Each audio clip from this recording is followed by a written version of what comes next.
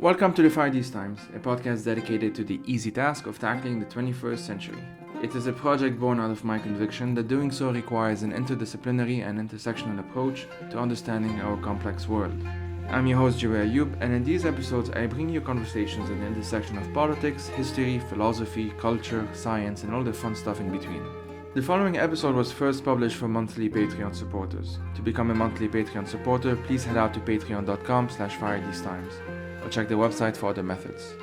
You can become a supporter for as little as $1 a month. And if you cannot donate, you can still support this project by sharing with your friends and family and leaving a review on Apple Podcasts, Spotify, or wherever you get your podcasts. The music of this podcast is by Darabit. Here's the episode.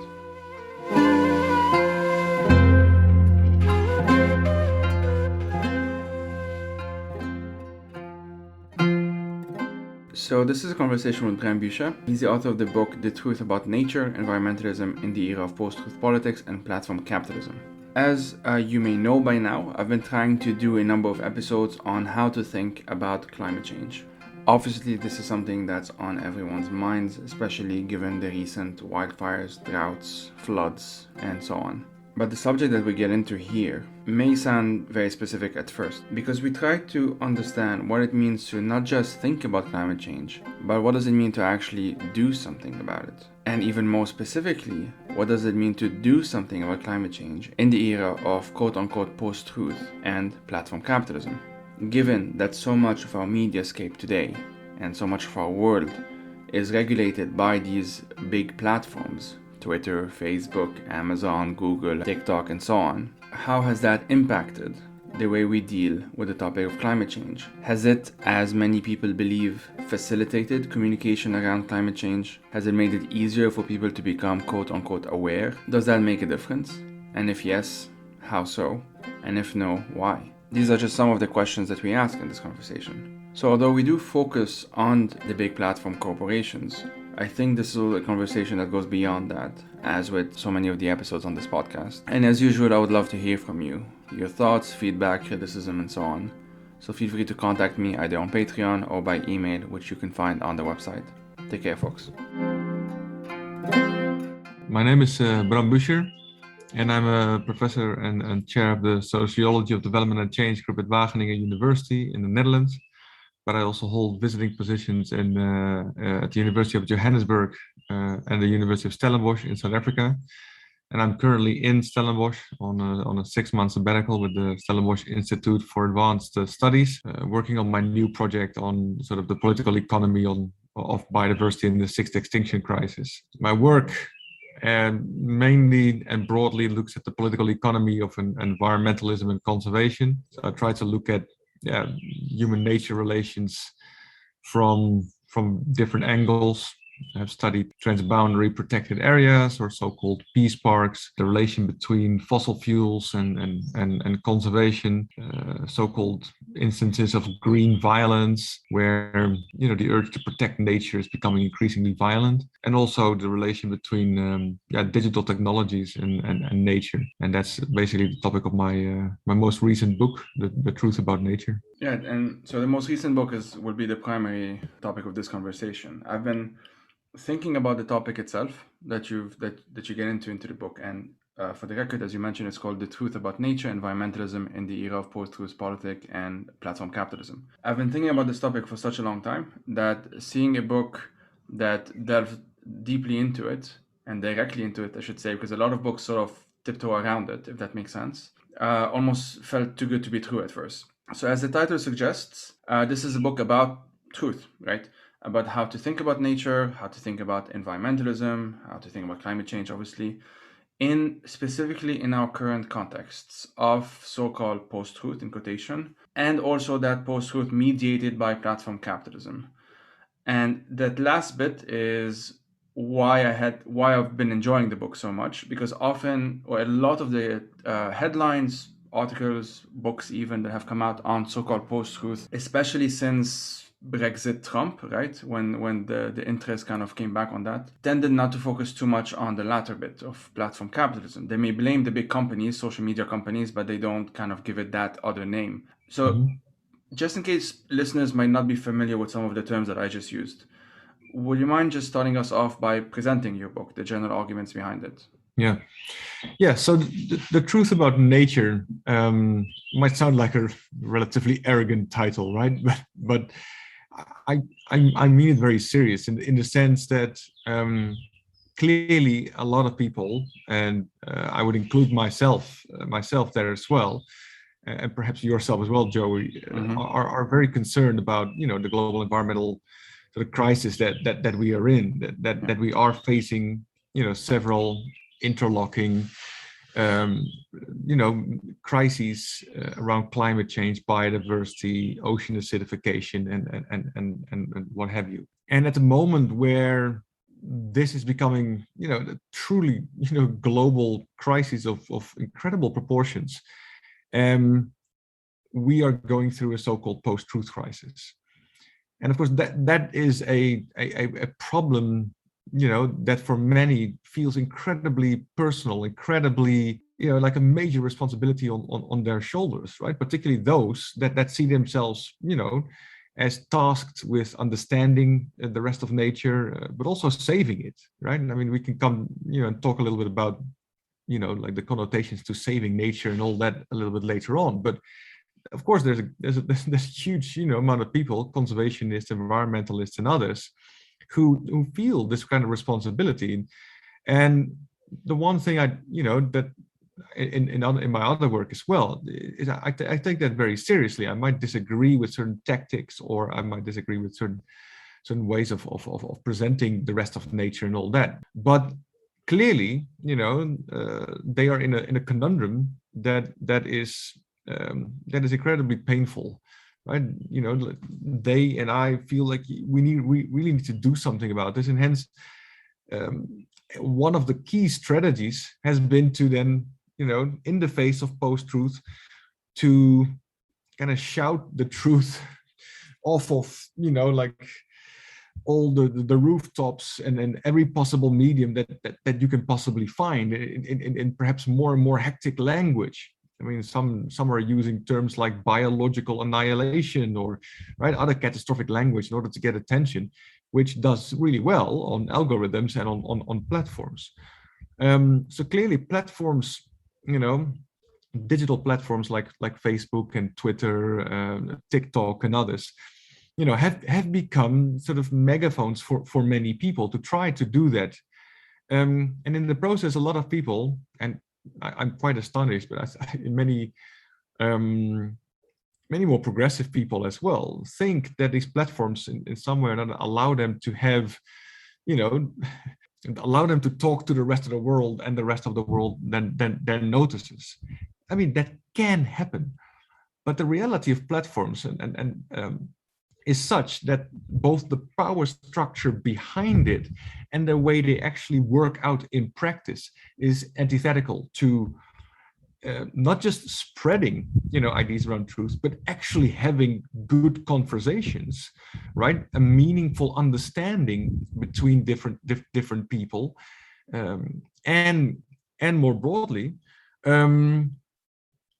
trying to come to a deeper understanding of certain things that allow you to take particular forms of political action, right? Many people actually think of social media engagement as a form of political action, which it can certainly be and often is, but the effect of which is often sort of taken for granted, right? It's often seen, yeah, I have so many likes, I have so many clicks, and so many shares, and hence apparently this has been effective.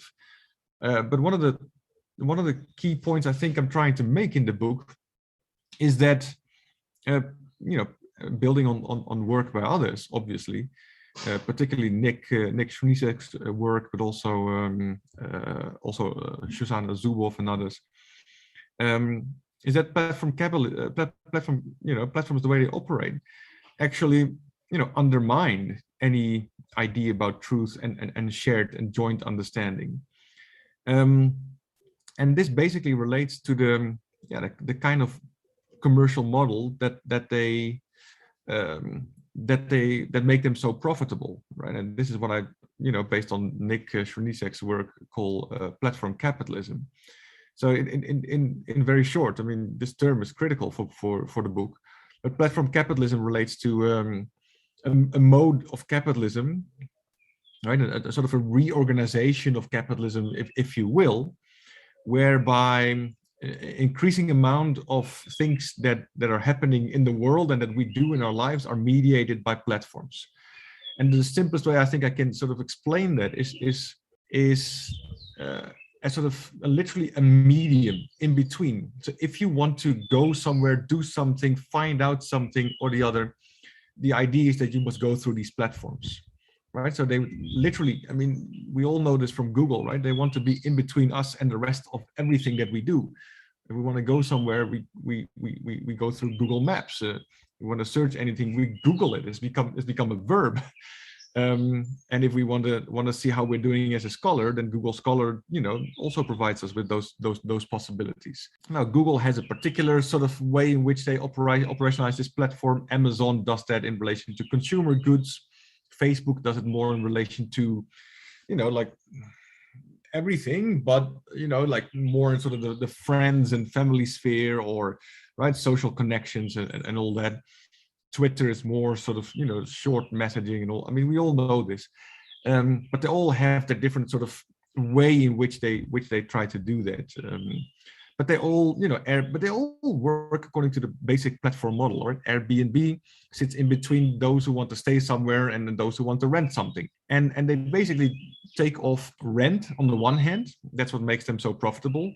But on the other hand, they through doing so, they can collect, you know, incredible amount of data, right? Big data that allow them to better understand the people that are on the platforms and actually start directing them according to other interests, you know, that they themselves may have started developing over the course of their you know, their organizational existence and in relation to other commercial interests. And that's exactly what we've seen happening, right? That's not an argument that I necessarily make in my book, but that's an argument that Shoshana Zuboff and others have been making, that I take, you know, that I've also seen in my work, in my research, I mean, that I take as a starting point for basically conceptualizing the other key term, post-truth, somewhat differently than I've seen a lot in the literature. So like what you were saying, Joey, I was also quite frustrated at times by, you know, the way that post-truth was conceptualized both in broader public debates and even also in the literature. And I give a, you know, a bit of a summary of that in the book, but in short, you know, in the public domain, it's often sort of seen as, you know, emotions coming into politics or those kind of things. And very often in the literature, what's also happening is that it's basically not really seen as something different from lies or bullshit. So I'm trying to be as clear as possible in the book and saying that for me, post-truth, right, is something quite new and directly relates to the power of platform capitalism. Right? In fact, I define it as an expression of power under platform capitalism. Why? Because for me, it's literally post. I take the post very, very literally. It's beyond truth in that the truth doesn't matter anymore. If you want to pursue your environmental goals on Facebook, you know, go ahead. Facebook will give you the platform. If you want to pursue your you know, love for oil or your love for, you know, anything that's anti-environmental, go ahead. Facebook will, you know, facilitate you in exactly the same way and leeches off you in exactly the same way, right? And gets rent from that and actually makes a lot of money through those kind of processes. And that basic element means that the stronger, I mean, and I'm trying to, you know, say this rather bluntly perhaps, but the stronger platform capitalism becomes, the more any idea of truth actually becomes impossible, right? So trying to shout the truth about nature, about our environmental crisis from the rooftops through social media, right, is actually, you know, doesn't do much for the environmental crisis, but it, you know, actually kills the truth in the process as well. And so we have a double tragedy on our hands.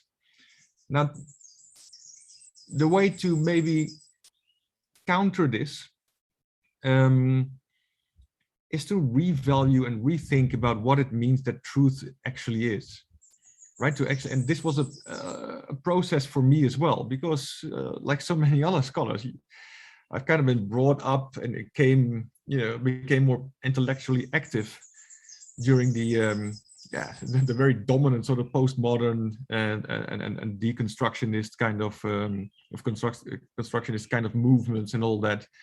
And I've always been, like interested on the one hand, also somewhat skeptical from a more sort of, historical materialist perspective. But did take, I never had a need for myself to really think through the idea of truth, and kind of took Latour's prompt, rather sort of as a straightforward given, right? That it was mainly something that you use to give, your opinions extra power.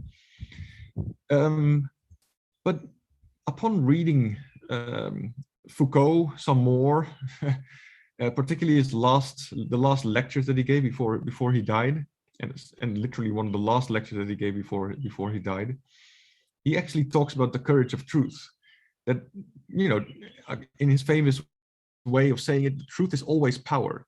But he also talked that it can't go beyond the very specific hegemonic forms of power at specific times and places. And I was intrigued by that, and so I think the way to actually tackle this is to, something that I feel that I've done my whole academic career, is to study power, try to understand power in order to transcend it, and in order to challenge it. And so speaking truth to power is really central in any political endeavor. But then you must be able to say something truthfully about power, right?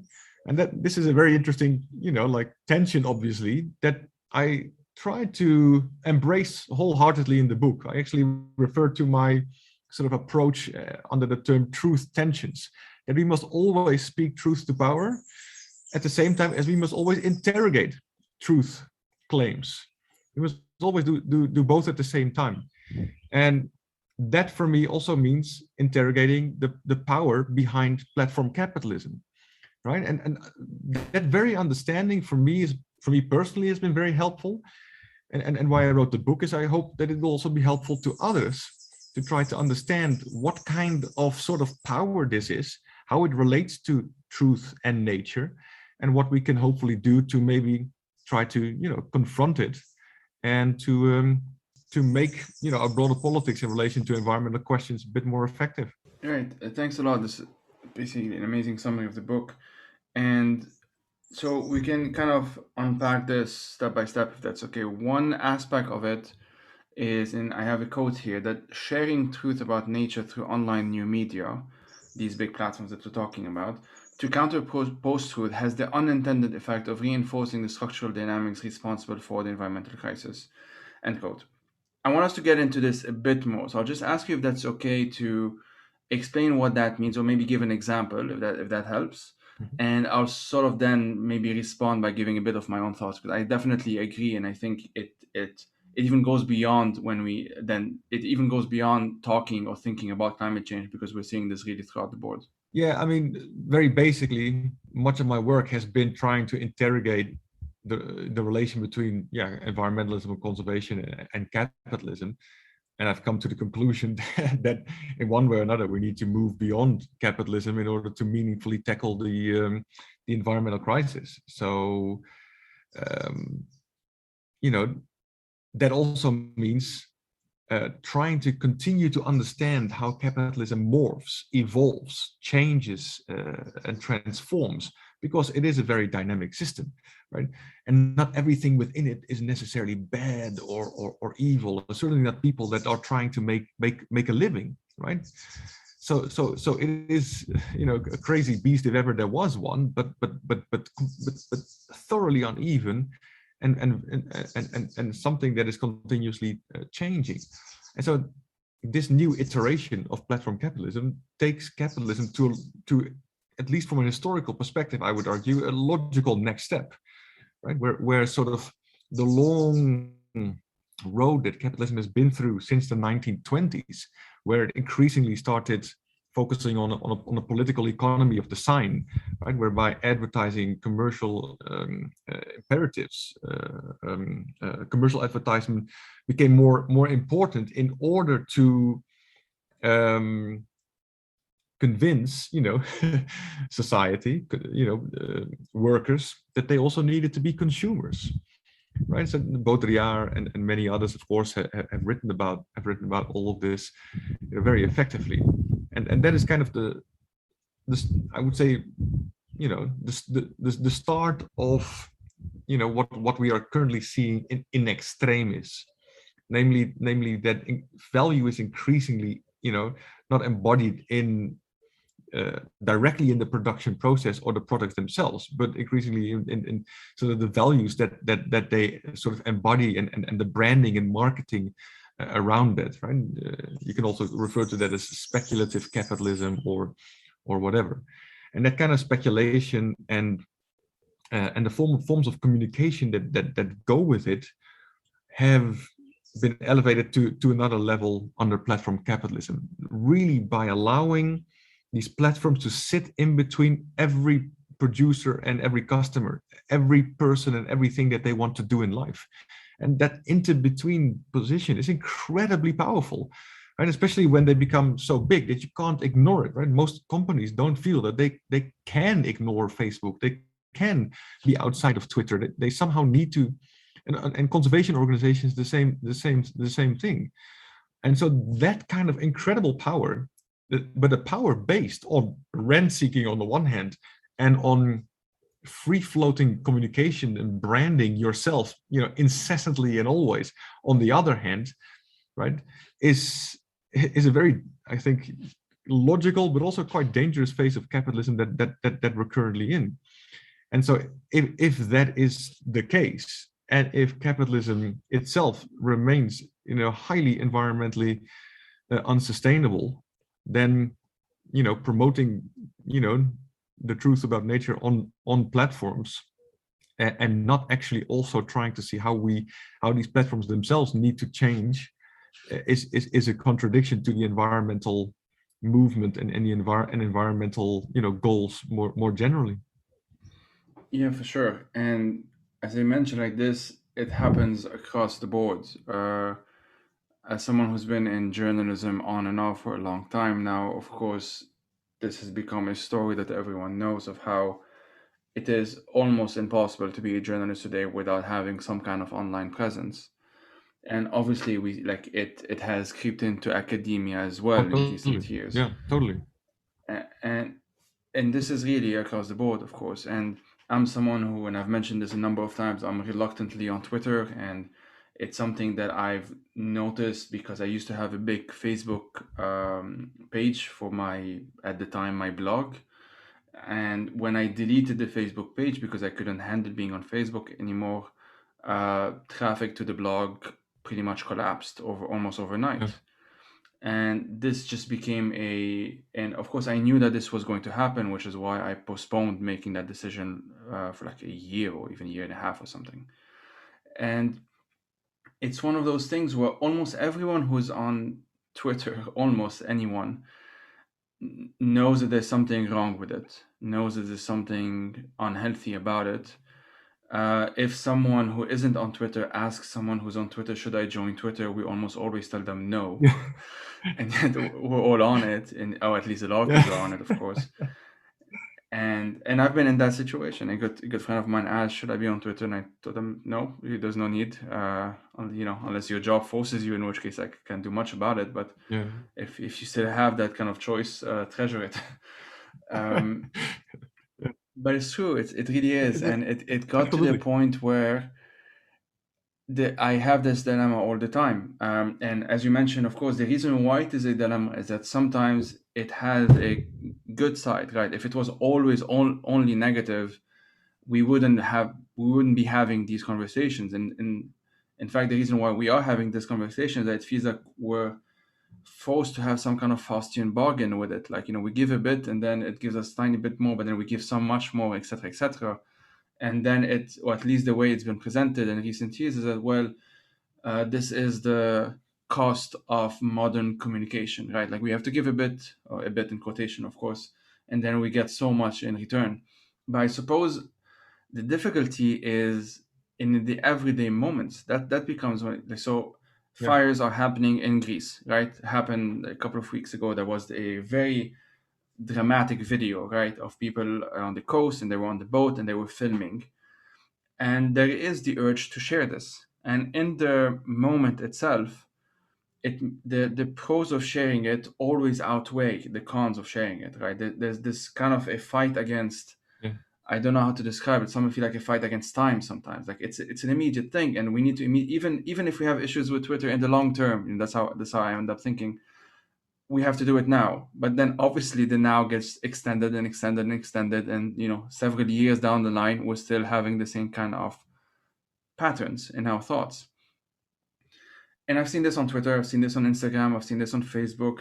TikTok is like a whole different beast in itself in some ways because of the speed of things and the fact that it's all videos and so on. But one thing that I enjoy in the book, you speak about attention, right? And maybe this is more Twitter or the Facebook, there's a bit of that as well. Attention between doom and gloom, right? And quote unquote being optimistic when it comes to thinking about climate change. And I'll try and emphasize this as much as I can, mostly just to remind myself in this conversation, but maybe listeners, it will help them as well, that we're talking specifically about thinking about climate change, thinking about the environment, thinking about all of nature, thinking about all of these things, and also trying to do something about it, right? It's not just passively consuming information, quote unquote, but trying to do something about it. And the problematic or the difficult thing is that right now, the doing something about it is dominated by what we're calling platform capitalism. So I wanted to emphasize that because often if we don't think about it as platform capitalism, then it's just another platform. Then it's something more neutral about it, something more innocent about it. And then if you're the one coming with your anti-social media perspective, you can sort of feel like you're anti-technology, right? You can sort of be seen as you're just anti-technology, you don't like modernity, whatever that means, etc., etc. And you get caged into a category that doesn't really fit in, quote unquote, the modern world. So what do you think about this tension, if you can talk a bit about like the doom and gloom and being optimistic when it comes to climate change, specifically in the context of sharing, on social media and so on? Yeah, so both of these obviously have been around for a long time, right? If you read the historical literature on environmental change, you can literally trace both of them back to the 19th century and perhaps even earlier. Certainly since the start of the sort of more modern conservation movement, it's always been a difficult sort of balance, right? Do you need to show the urgency of the moment, right? Where like you said, right? Like yeah, the forest is on fire now. The last of some of the species are disappearing now, right? Like there's this incredible sort of urgency with particular environmental crises that sort of relate quite well with the urgency and the immediacy of social media platforms, right? That we see now, and the need to share this so quickly. Sorry, just to interrupt you, because it's a very good point if we can just pin this a sec, because there are the wildfires, right? And this is immediate, it's burning now, right? And a species extinction, we can sort of picture it as like, X amount of species dying in a week or whatever. But there are these other factors of the environmental crisis that feel more slower, or feel slower, or feel smaller, even like the disappearance of insects, or I don't know, other examples I can think of, even the melting of the ice sheets and so on. It feels smaller, and it doesn't get the same amount, it doesn't resonate in the same way as social media, because it's not necessarily visually striking all the time, right? So I interrupted you, but I wanted to also mention that. Yeah. No, absolutely, and that has to do to some degree with the spectacularization that happens, through social media, right? So as the Boer, of course, taught us in the society of the spectacle, right? The spectacle is not just something big, glamorous that draws a lot of attention. It of course it's that too, but it's also literally the mediation of relationships through imagery, right? Through forms of communication, discourse, and particularly images, right? And so striking images right? And this is, this is almost a truism these days, right? Like many progressive, professors as well try to yeah, but I try to do it in pictures because then people really understand. And the question, of course, is do that. I mean, yes, pictures can be very, very powerful, right? But they don't always say more than 1,000 words, right? Sometimes you need the 1,000 words to actually get into some depth of things, because, right, they only give a particular surface interpretation of a much sort of more layered kind of reality behind it, right? And you never really see that layered reality behind it unless you, of course, try to do research on that and really go into that. But it's almost impossible, right? If you see on your Facebook, wall. And by the way, I deleted my Facebook quite recently as well. The book was out, and I thought, that's it, I'm done. Right? I don't need to be on here anymore. I can't handle this anymore. So I deleted it. Congratulations! It's an amazing feeling. It feels great. Yeah. Now my Twitter knows still, and then then we're getting somewhere. But at least the Facebook is gone. But on our Facebook, timelines or Twitter or whatever, right? You're caught in between Greek forest fires, like a dog falling over of a wall in Argentina, right? A lion being shot in an illegal hunt in Botswana, and elephants being mistreated in India, like all in the same, like half a minute. And you can become very angry about that. But the thing is, how do you know where certain things come from and not, right? And that gets often, not always, but often completely lost, especially on Twitter, because it goes so quickly and it's out there. So yeah, it is easier to see the more dynamic stuff and to lose track of how A, they are connected, and B, how they lead to slower, more structural and gradual change over time, things that connect and build up. And for that, you need the 1,000 words. You need the broader theory and thinking that connects disparate elements, into something, holistic that makes sense. And for me, that has always been political economy, right? As the central sort of, and especially the political economy of capitalism, because that's what we live in. But if we would live in another political economy, I think you would still need to look at that, because a lot of power resides in that. But again, you should also try to, be a little bit careful there, I would say, because relating everything to it has its pitfalls as well. But since it is a dominant hegemonic system, it helps me a lot to try to bring these disparate elements together, and also perhaps not get too caught up in the moment. Because the whole point about Twitter and all that is, I mean, our minds become capital in a particular way, right? Capital, for me, very simply put, literally based on Marx and many other scholars, is putting forth value in order to make more values. Value in motion, value in process. It is that everything worth something must circulate faster and faster and faster. So products, of course, need to, like we've created enormous shipping and all these kind of routes, in order to get everything, just in time. All, thankfully now with the Corona crisis, but also that boat that got stuck in the Suez Canal, all of a sudden we realize, oh crap, when I press on the button on Amazon, it doesn't actually magically appear out of thin air. It actually had to be brought somewhere, and all of that. Right, and there's labor relations, and all of a sudden that layeredness then hits us, right, back with a vengeance. Behind all these things are all these layers, but the micro experiences that we have on Twitter allow us to not really make a lot of sense in that, and maybe then coming back, because there are literally micro experiences all over the place, and if you don't have a theory that connects them, you become the ping pong ball in between all those things, boing, boing, between the forest fire and the mistreated elephant, between this, that, or the other, between, what your friends expect from you and all that. And all of that is fantastic for Facebook, because we circulate our minds on Twitter and Facebook like there's no tomorrow. right? We become circulating value for them, right? That spins literally out of control, right?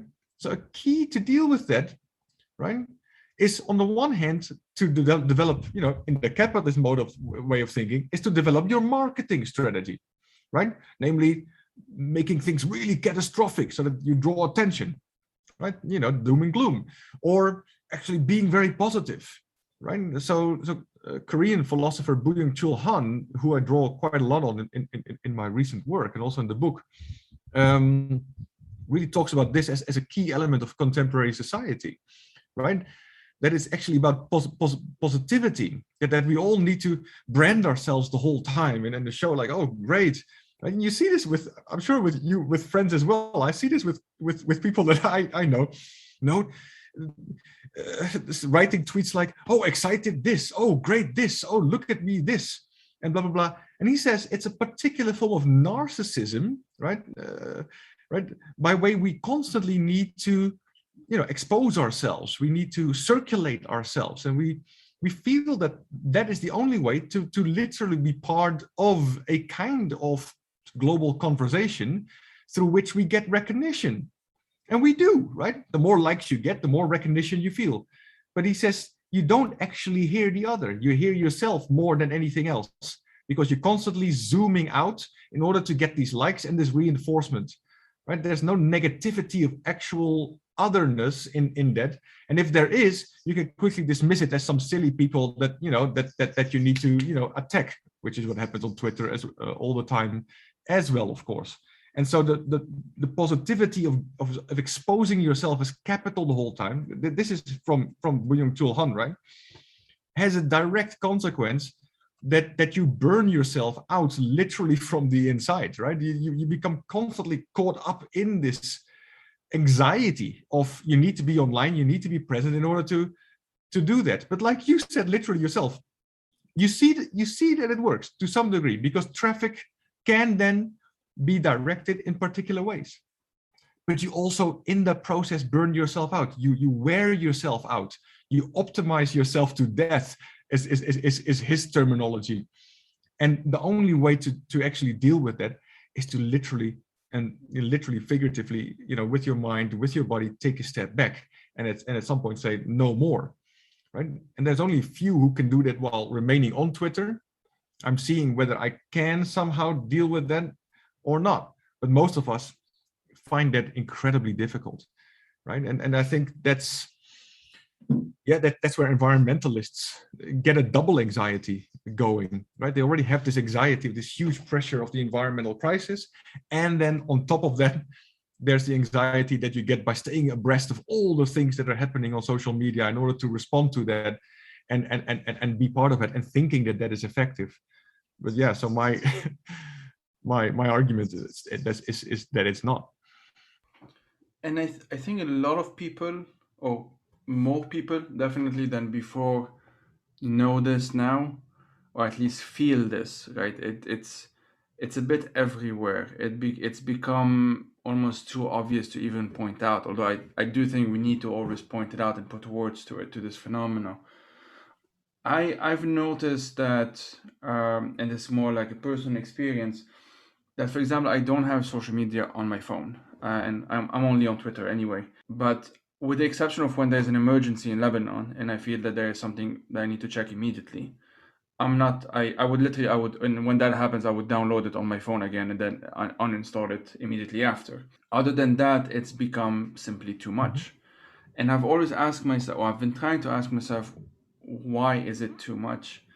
And so I went down a rabbit hole at some point in the past year or two of trying to understand how does the algorithm work. And of course, we don't exactly know because they don't tell us, but we can infer a lot.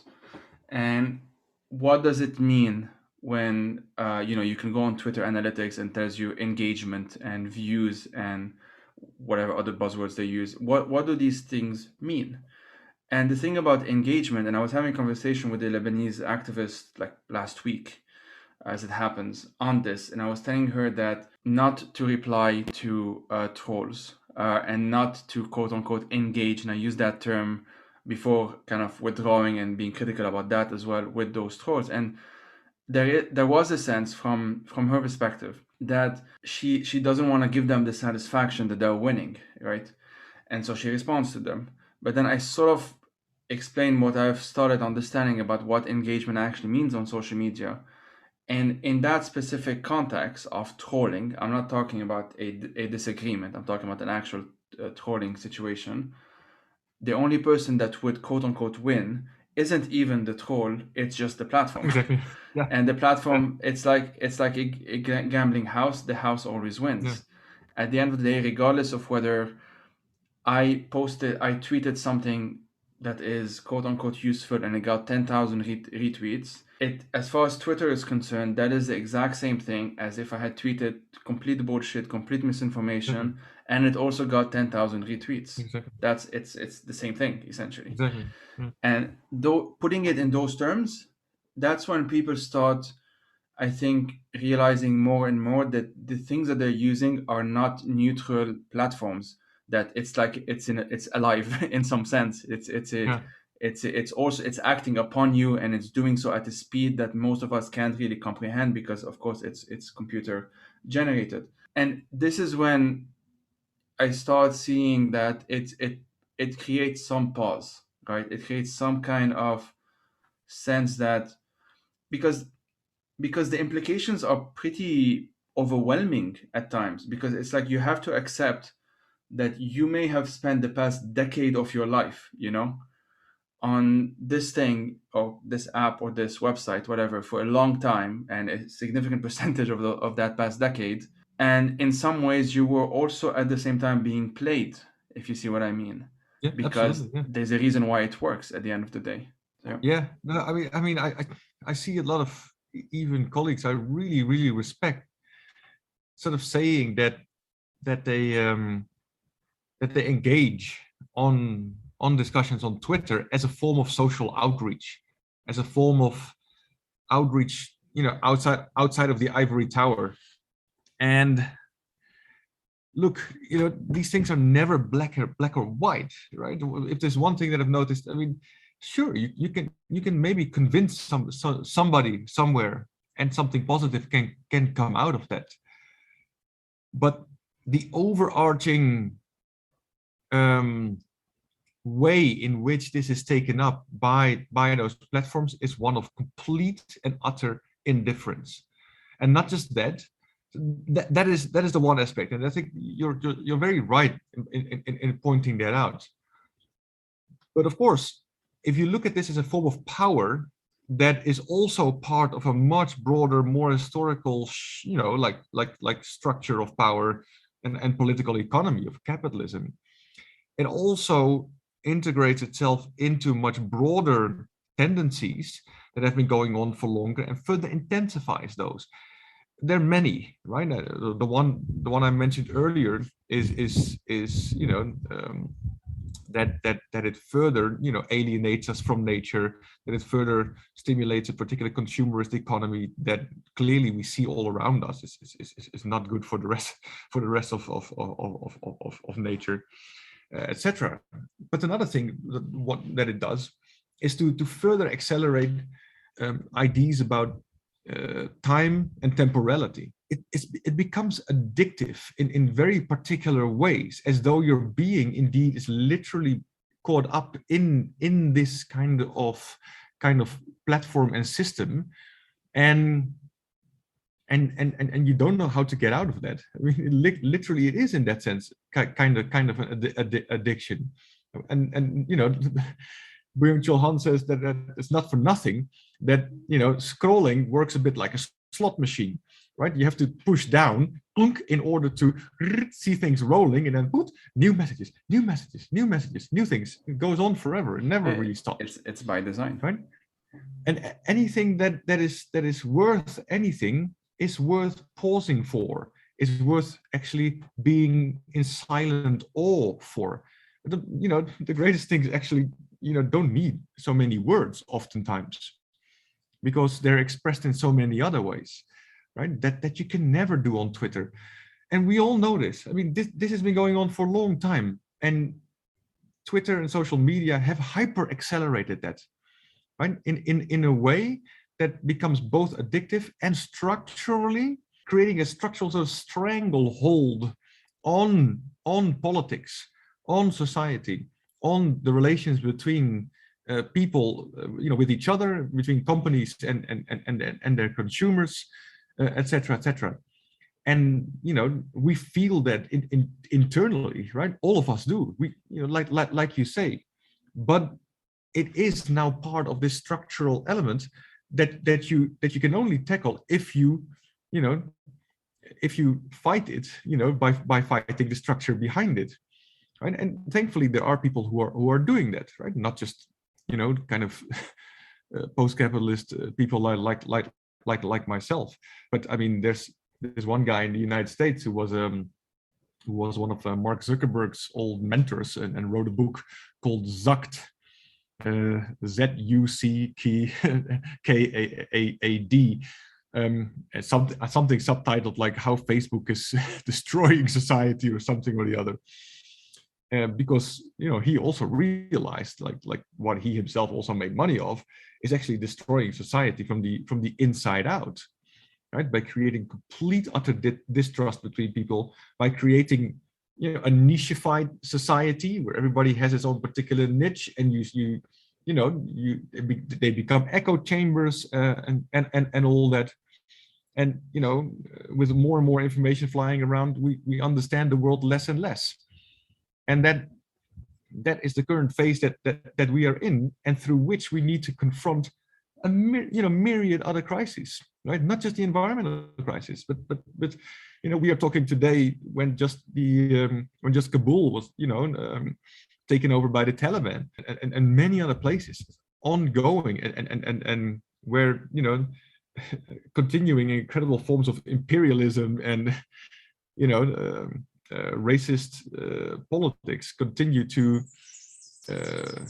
really structurally and in so many parts of the world create enormous disparities and suffering. And so to say that doesn't make it any easier is of course a bit of a silly thing to say, but obviously it doesn't, and it deserves our attention in a particular way. And a key contradiction in all of that is that the very medium doesn't allow us to give it that particular attention. So for me, writing the book was a cathartic process for myself to allow my own, right, like feelings exactly the way you described it, and exactly the way that you described it. I think many other people, right, that you think many other people. Maybe not everybody can or should write a book about it and start tweeting about it, of course, but I have found that taking a step back and getting into and really sort of centrally trying to understand what is this dynamic that's changing, what is the power structure behind it, and what does it try to do, already gives me quite a lot of initial peace of mind to try to at least come to a strategy. Then I can try to deal with it. Like you say, it's no longer on your phone. For me, exact same thing. Right? I don't do it on my phone. There's no push buttons on my phone anymore. All of that is out. Right? I that drives me freaking nuts. I can't handle those kind of things. Emails. I try to limit my times, trying to see, when emails come in and try to respond to those. And I've actually shifted, which I find an interesting shift, but maybe that's also just because I'm a nerd, but that I don't read that many articles anymore.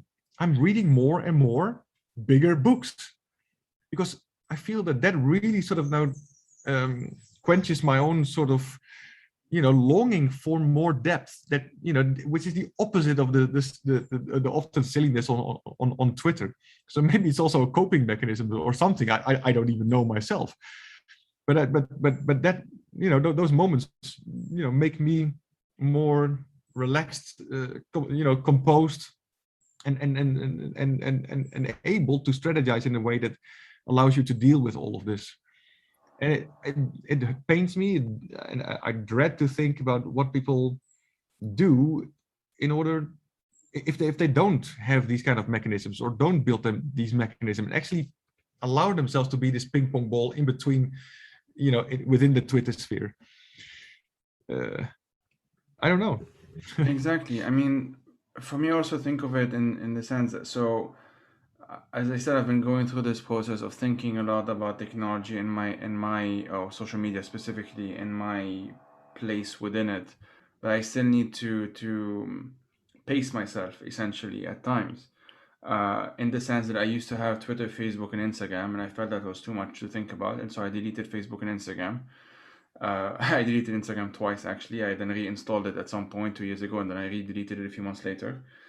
Um, and now because I'm only in this one on this one platform, essentially, it allows me to manage my thoughts a bit better, but or my time on it a bit better, but not always. Like I still find myself feeling or going through some what I would essentially like kind of falling in the trap in some sense. And now I'm much better at it in the sense that, for example, I just have rules in my mind that I figure that I will not violate these rules unless absolutely necessary, essentially. So I don't respond to trolls. That's a golden rule, and I block people who are abusive and whatnot. That's another golden rule. And I also don't necessarily quote unquote engage at all, with the exception of when I feel this is just someone that I know and I'm doing it there. But even then, so basically what I'm trying to say is that there are certain mechanisms that I have put in place. I have a blog, for example, just with joeayub.com, and sometimes if I feel like I want to have a Twitter thread, I ask myself, well, can I just do a blog post instead?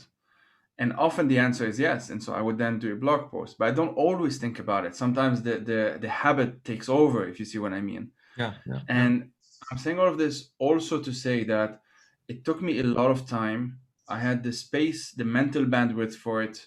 I'm very privileged. I have, I'm doing a PhD. I have certain resources at hand. I can access most books that I can think of. Most people don't have those kinds of resources. And it's become something where I think of many countries where when you buy a phone and you want internet on the phone, it is just Facebook. That counts as the internet, and you can pay um, a certain monthly payment or whatever that is just for Facebook. You don't even have a browser. Your browser becomes Facebook, Yeah, and I yeah, think we know how bad that is.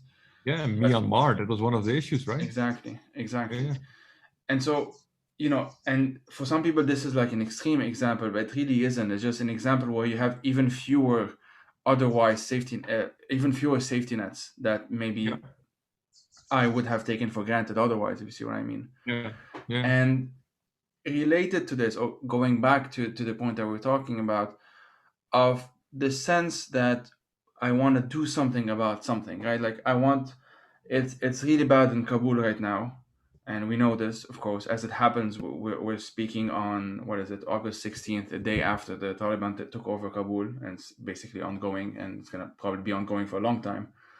Um, we see horrific images and horrific videos already of desperate people trying to flee, and we know already we're talking about like Afghans not being allowed to go to the UK or whatever because of stupid visa issues and bureaucratic issues and so on and so forth. And there is this sense, and maybe this is one of those examples where it may make some difference, right? There is this sense that if you make enough of a noise about it, maybe let's say Boris Johnson feels the pressure to do something about it because he might think that this is good for his image or whatever. Yeah, yeah. As it happens in this case, I'm not going to talk too much about it because I'm not sure it's basically still ongoing, but there may have been a situation where this has gotten some positive consequences because maybe they are now allowed, some of them at least, to get easier access to visas and whatnot in some contexts. So there is this sense, and because I guess the trick is that because we almost never know whether quote unquote engaging on social media will produce a good outcome, which goes back to the slot machine, obviously, metaphor, because and many people have also of course spoken about how the slot machine has been integrated within social media algorithms. The entire point, and this is something I didn't really understand until I started reading up about it, that you have to lose a lot for the slot machine to function.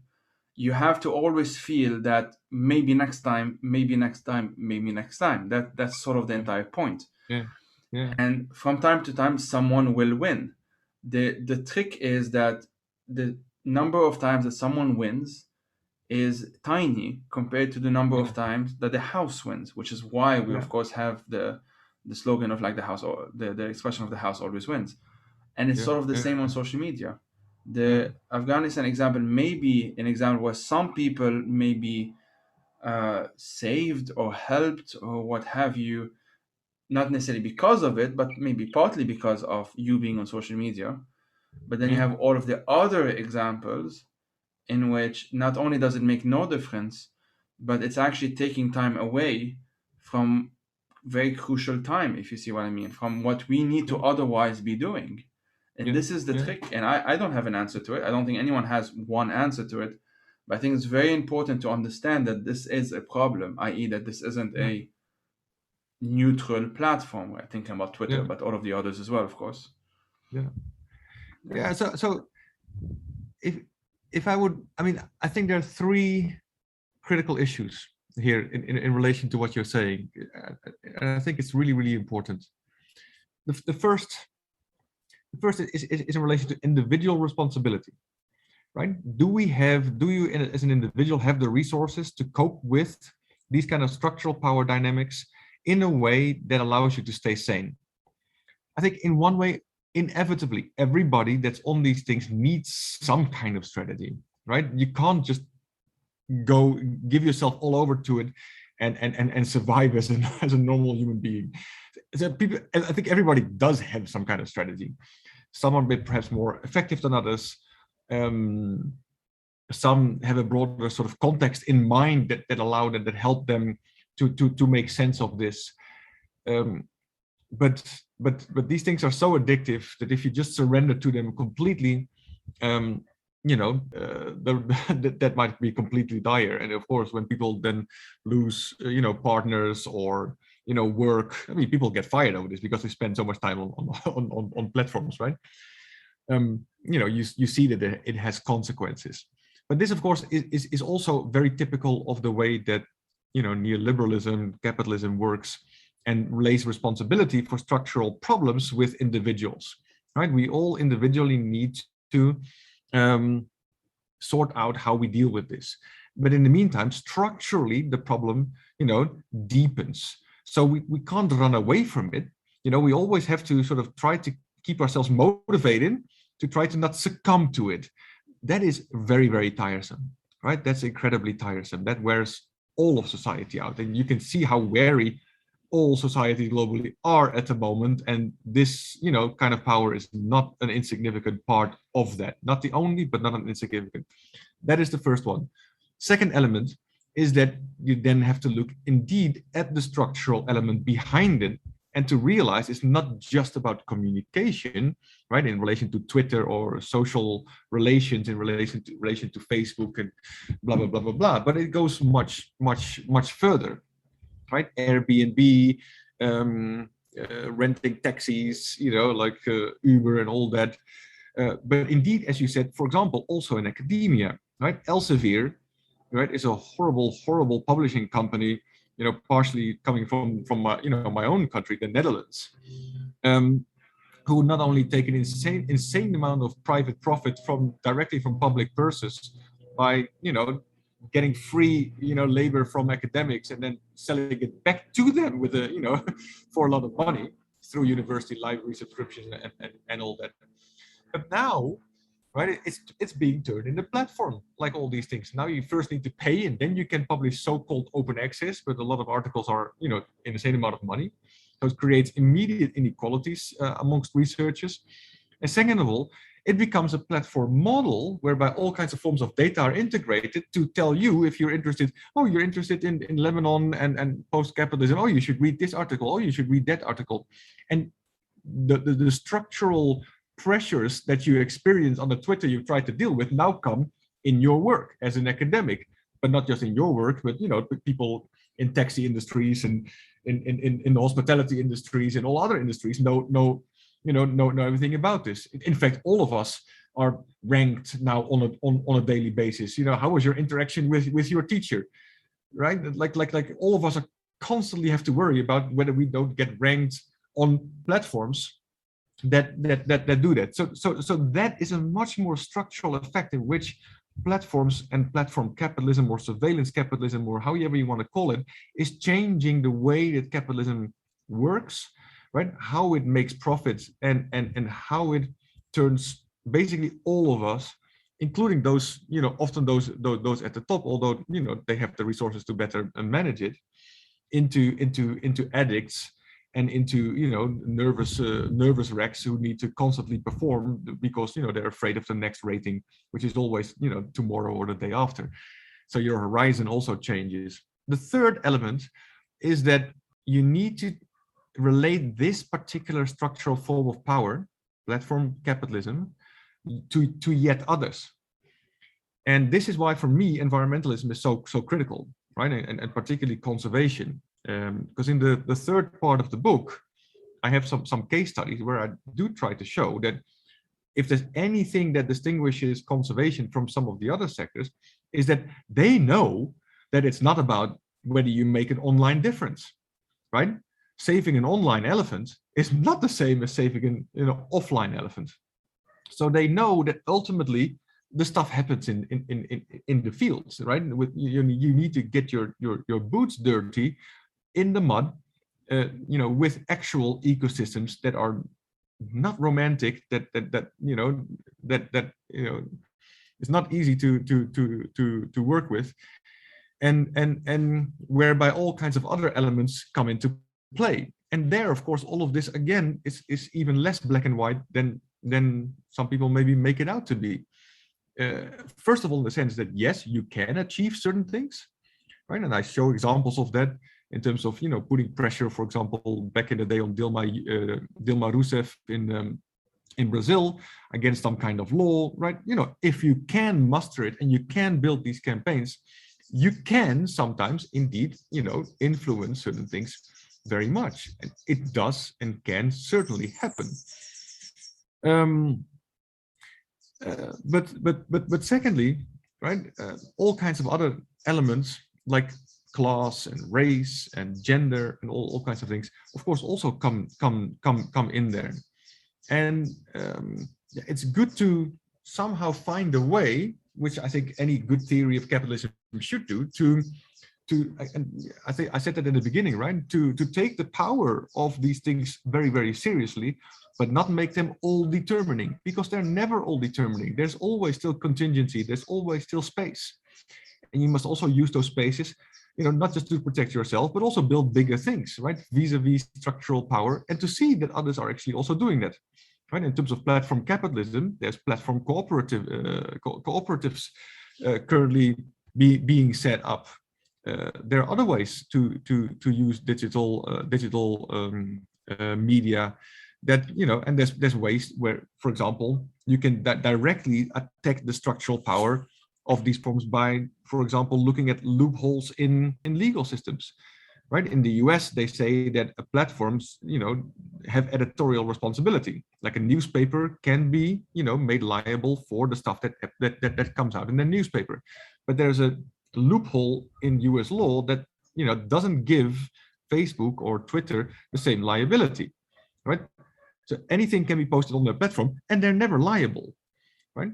Of course, society here has been pushing, back against, right, this sort of free, publish everything under the sun kind of model that they all have, because that's what they profit from, and that's why they're hiring, many people in the Philippines and other places now, to do the awful work of looking at horrible videos and trying to delete it off their platform. I mean, imagine, if you would have to do that. But there are thousands of people actually doing that, and still that's only scratching the surface, because they are themselves in a bind where they are addicted to the growth of more and more users, more and more interactions, and more sort of platform tentacularization, into all kinds of spheres of life and the internet, and trying to mediate it in such a way to still at least look somewhat, politically correct and or decent or civilized, or whatever you want to call it. For many people, it's clear that Zuckerberg, and Facebook are clearly siding, towards the I don't care so much, I just do, enough to try to get away with as much as possible kind of side, whereas others take that maybe a bit more seriously. But there are the structural spaces that I think you can push back on, and this is my call towards conservation organizations. Like, you guys know you don't depend ultimately for your success on the platforms, because ecosystem interactions, right, happen outside these platforms, right? They may depend on them and they may be influenced by them, but there's not a single elephant out there on their own watch on Twitter, right, out of their own accord. And hence, you guys know that there's this quite strong boundary between, right, humans and non-humans in that respect. And you can use that to your advantage to perhaps do two things at once, right? Go, push back against the structural power of post-truth, and push back against the structural power of capitalism more generally, to try to mediate the environmental crisis that you say that you care about. And the central thing to do then is, first of all, by saying that we need to move away from growth. Start there, and then all these other things are connected to all that, and start working those kind of things out. So, we have space for this kind of action, but it must always be connected to that broader goal of tackling growth and all that to begin with. Well, it perfectly kind of segues to the next question I had, which was about these environmental NGOs.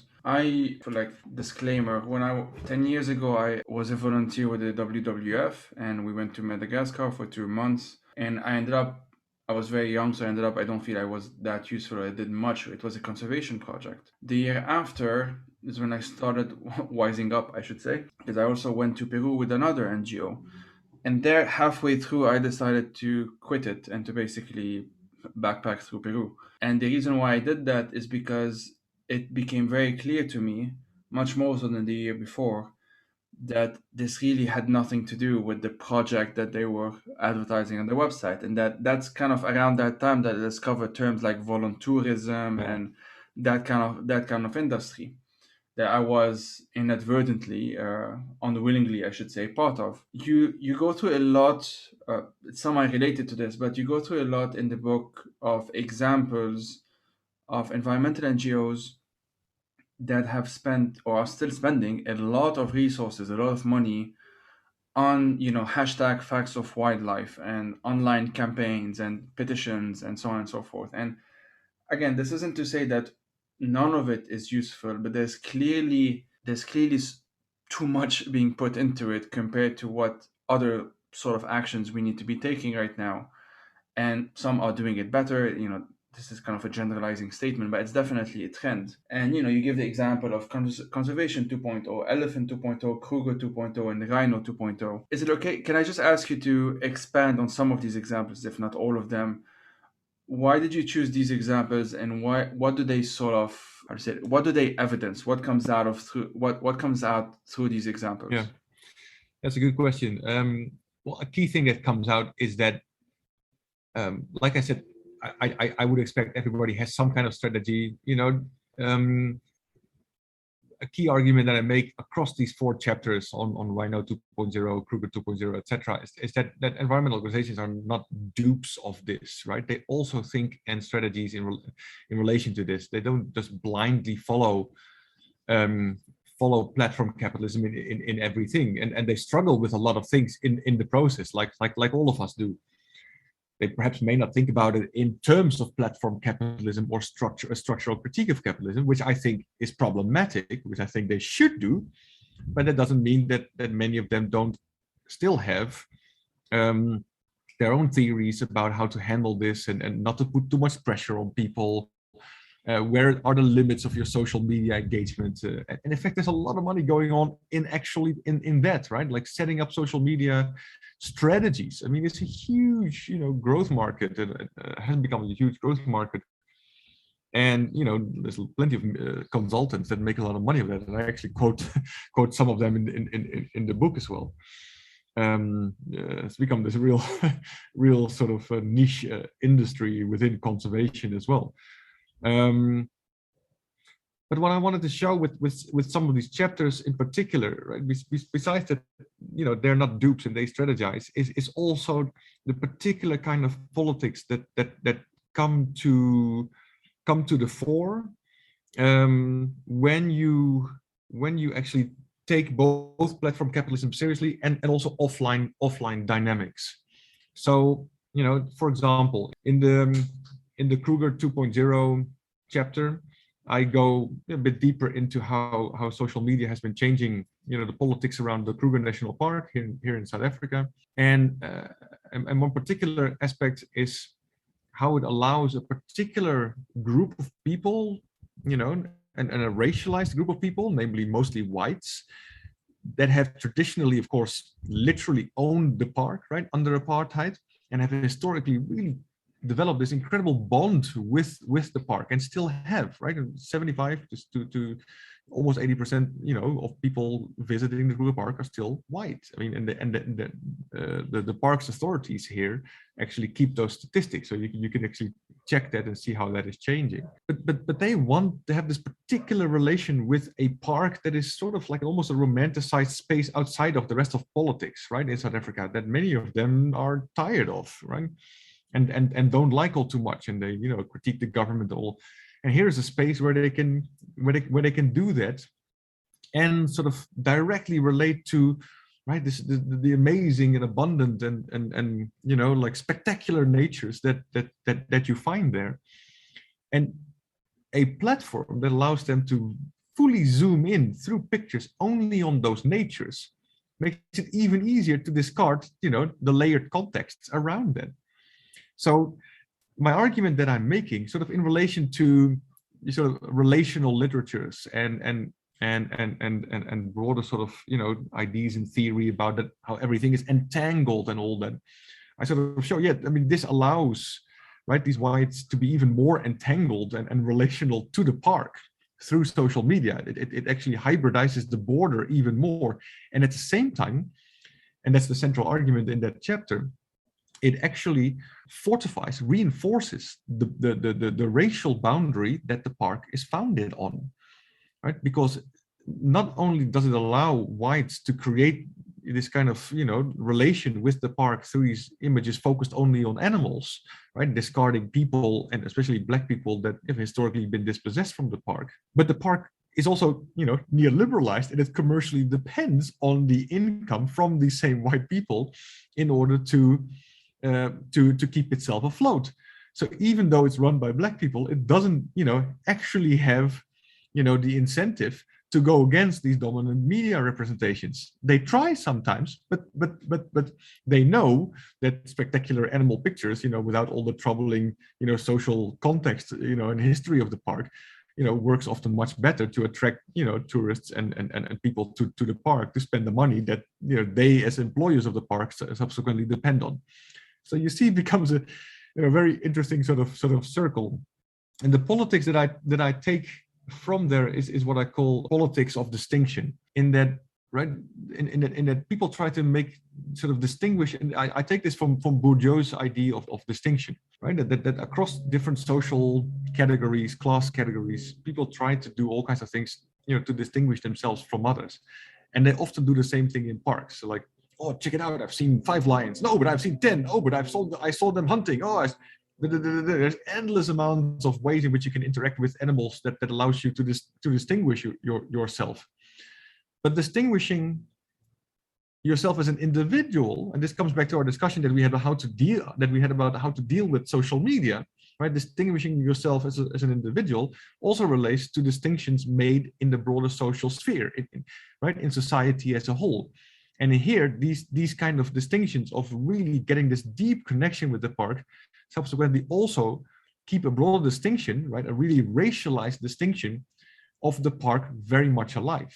And that is very problematic if you want to structurally transform the park to a more post-apartheid, fitting to a post-apartheid society. So this is one example where I tried to show that the structural elements in relation to platform capitalism, right, relate to specific contexts in very specific and important ways with important consequences, and that you need to connect those two.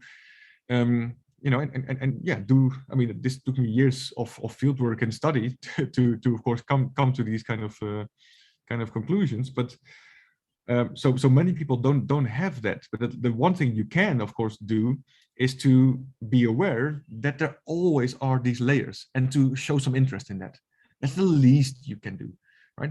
Many people often don't even do that, but that, you know, I think particularly when you go to other places, that kind of basic respect of showing interest above and beyond, you know, the first images and things that you see, you know, it's only a very small step, but that would be an important step to make, particularly when it, for example, comes to wildlife conservation in South Africa and many white tourists coming from the US and Europe. Maybe a bit of an awkward pivot, but I think it's actually related because in the book, well, I don't know, maybe this is a bit of a more philosophical question, I'm not sure, but a large part of our conversation in general, to some extent, is about the difference between understanding and knowledge. And yourself, you use Hannah Arendt a lot, of course, to explore that distinction. So can you explain that distinction? Because I think it will help us understand why just quote-unquote sharing the facts isn't always, or even most of the time, the most efficient thing to do, if that makes sense. Yeah. So the way I actually conceptualize and define truth relates to Hannah Arendt's idea of understanding. And she makes a distinction between understanding and knowledge. And I've actually made that into a triad of data, knowledge, understanding. So data for me is like a fact. It's like one particular thing about something, you know, that may be true about something outside of any context, right? About outside of any history and outside of how different people relate to that from their own position. You know, I refer to this as positionality. So a fact is something that for me that can certainly be true, but that, you know, but of course it all depends on the interpretation, right? How this gets taken up, right? Data points, following Nick Srnicek's work, are also basically, you know, statements about something that happened. Right? So if you click on a site, you have been there. Fact, you know, it's a fact, a data point, you've been to that site. So I mean, apparently you are interested in that. Well, then you get advertisements about that, whether it's, you know, whatever, swimming pools or books or God knows what. If you want to try to understand why somebody does that, you get to knowledge. So that's the difference between fact and knowledge, or data and knowledge. And here you need many data points about somebody. You need to understand, you know, a lot of the layers, a lot of the elements, in order to add them up and say, okay, here's, you know, why somebody actually likes it. Oh, I see somebody, you know, likes a particular amount of type of music. Ah, okay, you know, it's because somebody plays an instrument, and, you know, you bring all these things together and you start to understand why somebody, you know, and again, platforms understand this, and they've actually become quite good at this, and that's why they want all of us to spend so much time and complete our profiles, because the more data that they have on us, the more they can connect those dots and create user profiles, right, that relate to societal profiles that they have at the background, like, okay, you're a lefty, or you're a right-wing person, or you're a Trump supporter, or you're an immigrant, or you're right. They literally create, I mean, we don't see that, but they have all kinds of categories that they then link other things to in order to, you know, connect you further to things that might be of your interest, right? You know, with the result that you might end up in particular niches that you don't feel comfortable with at all, and or that don't surprise or challenge you.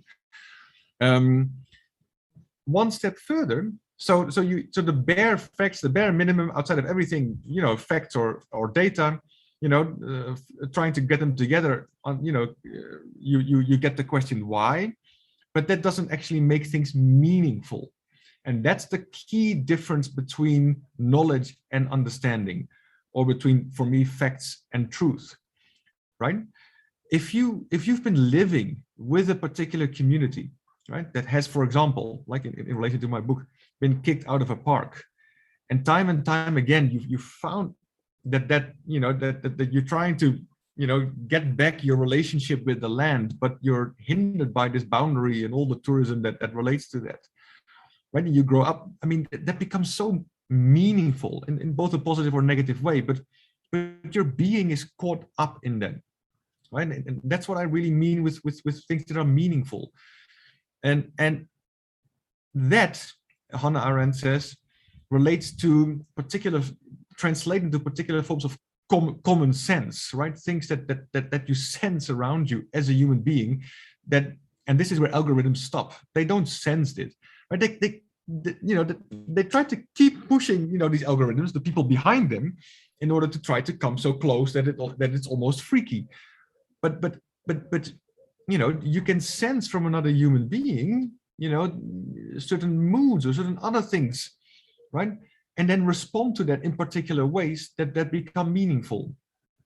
And this is the scary thing about, but precisely about the phase of platform capitalism that we're in now, because they try to get as far as possible, right?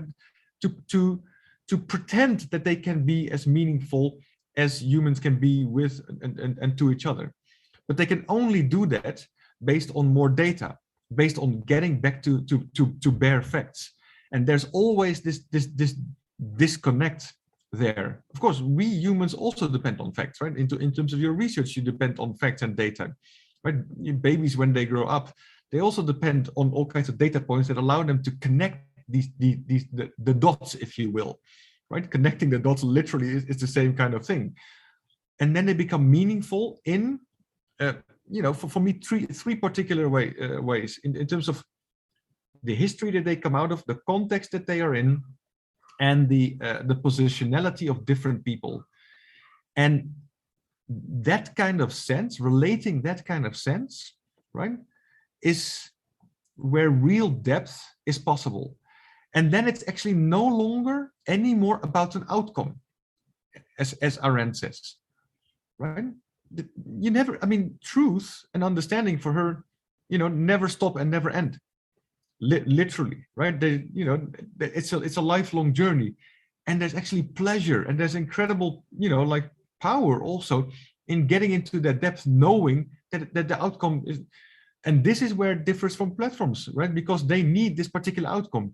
They still generate this thing that goes in your, there's no hole in the way that it's represented on a timeline, right?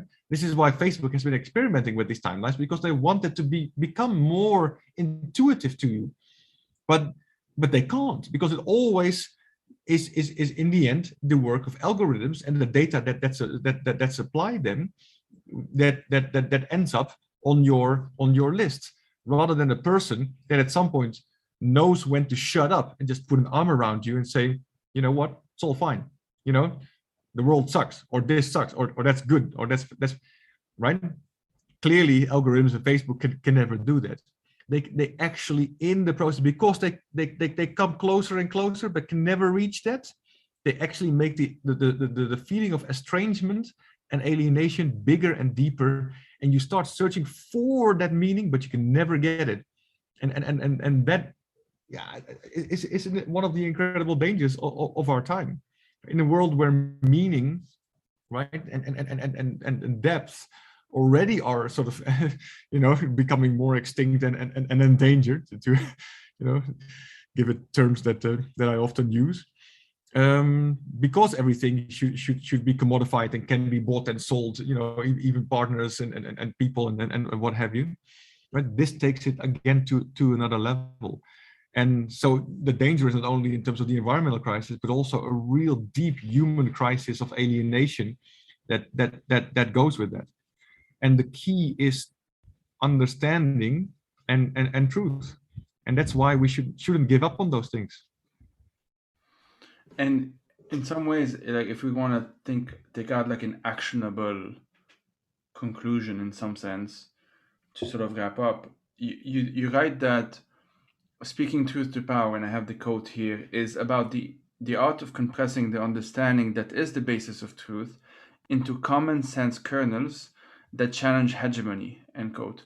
And so it's in some sense like the Hannah Arendt explanation, it's never ending. And it can't ever end by definition, because we always need to understand the latest challenges and the ongoing challenges, not just for ourselves, which is, I guess, step one in many ways, but also try and do something with it. And we do something with it by compressing, as you're calling it, in a way that is also understandable to a wider audience.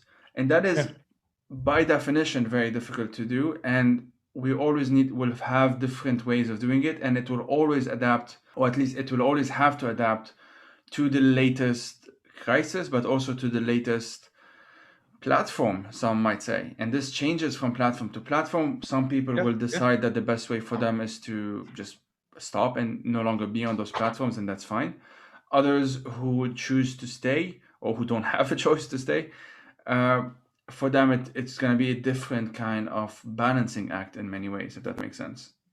Yeah, absolutely. It is also a particular kind of politics, right? I regard it as a particular political strategy in relation to this form of power. And right, old labor relations were about, for example, the working day, right? Labor struggles, right? And sort of the sort of immediate aim of factories was to get people to work as long as possible, to exploit them in a maximum way. And this is, in that sense, not so different. In a way, what platform capitalists love is for all of us to spend as much time on it and to be as dumb as possible, right? To be as stupid as possible, so that we keep circulating in an endless fashion without gaining any more meaning, depth, or further understanding. And so and this links also with a real crisis in modern academia, of course, where theory itself is by some like especially university managers considered not practical, and we should it should all relate to patents and direct societal impact and all that kind of bullshit. But theory, understanding the importance of theory, namely a particular abstraction of the world that allows you to make sense of the world, that allows you to be in the world in a way that is somewhat stable. It always changes, of course. I mean, there's never, stability itself is a fallacy, but it at least allows you to ground yourself, to root yourself in a way that allows you to make sense of things, right? That doesn't just require a house, right? A home does that for you in space. But and this is what Byung-Chul actually says, rituals allow you to do that in time. And what I would say, theory allow you to do that in terms of understanding, right? And what platform capitalists, destroy is our sense of time and our sense of meaning, because we think we get meaning from, this narcissistic, marketing of ourselves, trying to get more likes and all that, in a time frame that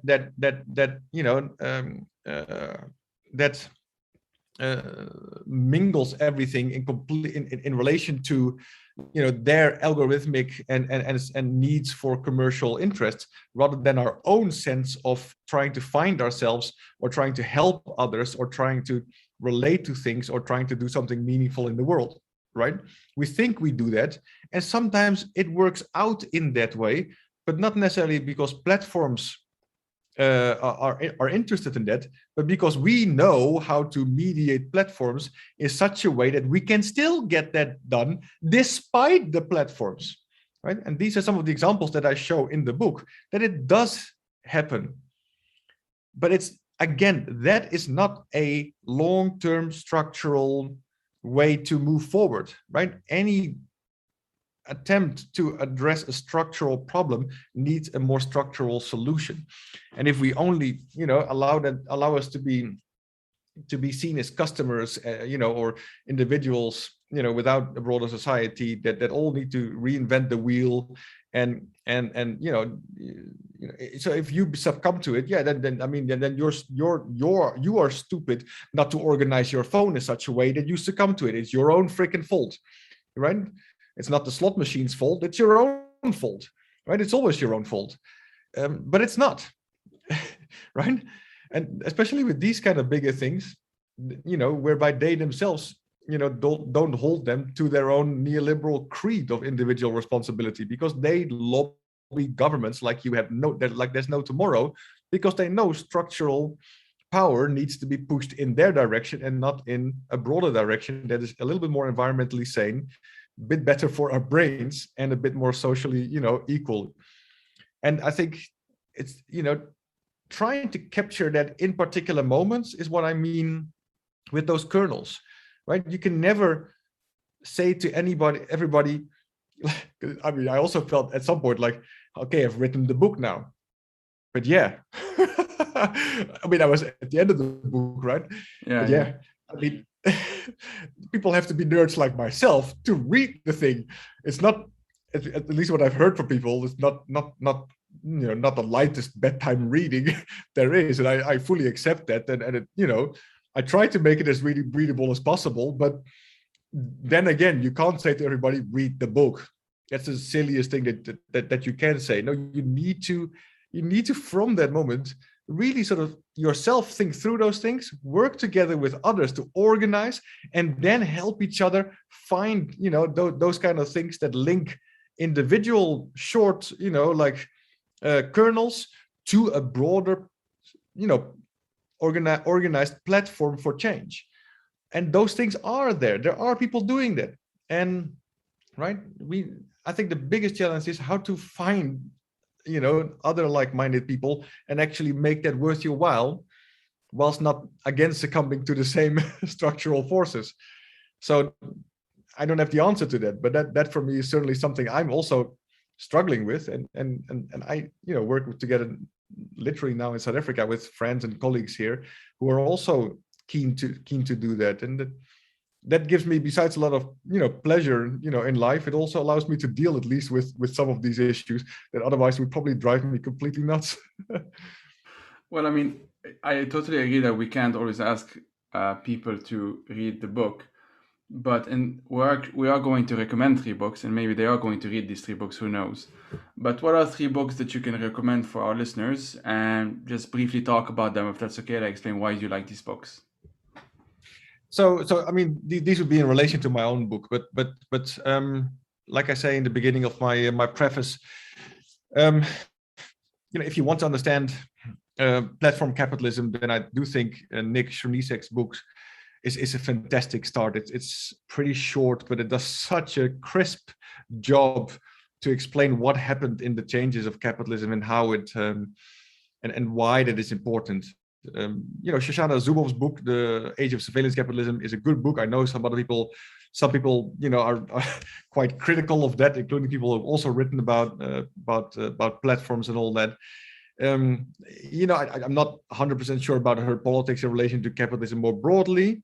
So I think there's some issues there, but what she outlines is some of the issues I think you could still take a lot of. It's in that sense a good read. So that's certainly one thing, that one element. Then a second and a third book. Yeah. So I recently, I mean, this is also related to some of the reading I'm doing now around extinction and the biodiversity crisis, but there is a scholar here in South Africa, Kuljian is her name, last name, and she wrote a book called Darwin's Hunch. That is an incredibly fascinating book. It's about the original hominids, the discovery of fossil, human remains in South Africa and other parts of Africa, and how that changed, from the early 20th century to about now, in the broader sort of apartheid context of South Africa. And I mean, it may seem like it's very South Africa focused, but actually it tells us a much broader story about how we actually came to understand, the sort of long, lineage of the human sort of species, if you will, and how there's not one tree of life, but actually what they increasingly start calling a bush of life, which also goes to the incredible diversity in evolution. So I mean, apparently Darwin was more nuanced about this than I had initially thought, right? I always took Darwin as a neo-Darwinist, but he apparently is not him. He wasn't himself such a neo-Darwinist as he was later made out to be. In that he himself apparently already understood that there's no one single tree, and that a lot more complex, relations happened in order for the human species to evolve. Now that whole process of discovery and what that did within the South African context vis-a-vis Europe, right? So the first time somebody came up with that in South Africa, Europeans said, no, that's ridiculous. Humans can't come from Africa; they have to come from Europe, right? These were completely imperial, colonial thinking, and that and how that sort of related to scientific evidence comes out wonderfully in that book. So Darwin's Hunch was for me one of the most recent, fantastic reads. And then you want the third one, right? Well, you mentioned Nix and Shoshana, so that's 1, 2, and the third one is Christa Kuljian's. So I think I can let you off the hook if you don't want to suggest a third or fourth one. Yeah, I mean, there are so many incredible books. Of course. I would need to think about that for a little more. So maybe for now I'll leave it at that, and then I can always add some more. Send me stuff. Yeah, for sure. And I will all of the books that you mentioned, of course, I will include them in the blog post. If you want to send me extra ones, I can always just add them there, and that's fine. Okay. Thank you a lot for your time. This has been a long but very productive and definitely illuminating conversation, and I really thank you for it. No, I thought it was wonderful, Joey. Thank you so much for the invitation and for doing this. And let's hope some people may get something from it. That would be cool. And we can continue the conversation. I'm sure they would. For sure. Thank you a lot. All right. Take care.